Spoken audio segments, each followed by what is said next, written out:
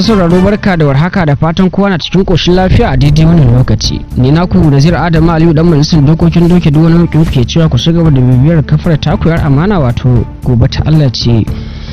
Haka zalika yau wato 11 ga watan Yulin shekara ta 2024 wanda ya daidai da kuma kalandar musulunci wato 5 ga watan Zulhajji shekara ta 1445.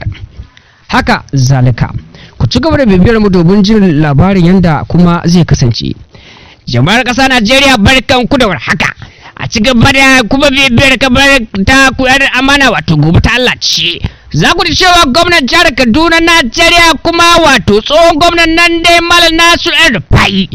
An dade kuma ana ta tunu buzuru kuma inda aka ci gaba da tonan tsiya kuma ga binciko shi da kuma zargin cewa shi ma ya yi mandana da kuma gaban da wasu kudade zuwa garin gabas.